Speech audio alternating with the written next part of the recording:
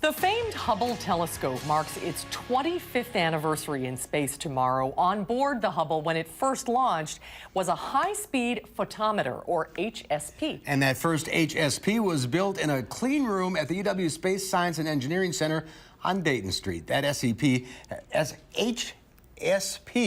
has been replaced since the Hubble was first launched, and it is now on display at UW's Space Place on Park Street. Jim Lattis runs the Space Place and actually worked on the HSP himself. So this was in outer space. Yes, it was. It was in orbit around the Earth.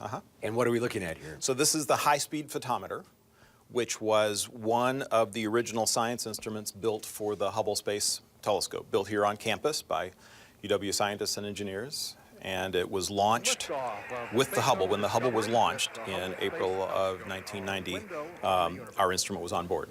What was the contribution from UW scientists and engineers to the Hubble project? When NASA decided to build a space telescope, one of the instruments among the suite of instruments like spectrographs and cameras and things like that, one of the instruments that they knew should be on board there to do good astronomy research was a photometer, and Wisconsin got the contract to make that contribution. And Jim, you had a hand in this. I did. I had a small hand in this when I was a graduate student here. I did some computer programming for this project. So what goes through your mind when those first images, even though they were flawed at first, came back? What?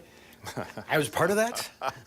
We all had this feeling that there was going to be this new era in astronomy because this instrument had capabilities far beyond anything that could happen before, that had been possible before. So, you know, anticipation, what are we going to see? And then, of course, the flawed images were a problem right away. What's going on here and how much of an obstacle is this going to be to doing good science? But NASA did come up with a good fix. And then since then, it really has been a revolution in the way we think about astronomical problems, because the abilities of the Hubble in Earth's orbit are probably a factor of 10 beyond any telescope on the ground.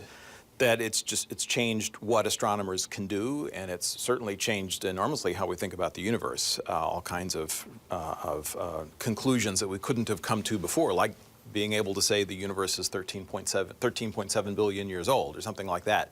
To be able to make statements like that comes out of Hubble science over these years. And so what is the significance of this anniversary, do you think? Well, for one thing, we're talking about the 25th anniversary. To have an instrument to have an automobile that works that long, yeah. to have a frontline science instrument operating for that long is pretty remarkable. And it's not done.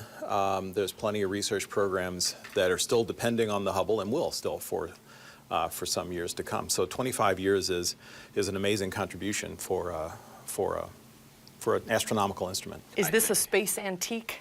Yeah, very much. Yeah, right. There aren't that many instruments that have flown on the Hubble. There's something special though about being the first one.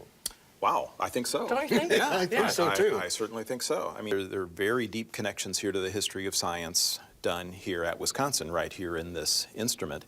Our astronomy department has been closely involved not only in the instrument design and doing science with it, but a lot of the the astronomers who conceive these things and see them through to completion, if you go down there and put a little badger sticker by everyone who's a UW alum, there's a surprising number of them. Oh, so our astronomy department has a lot of fingerprints, both literally and figuratively, on the whole history of the Hubble and hence on astronomy.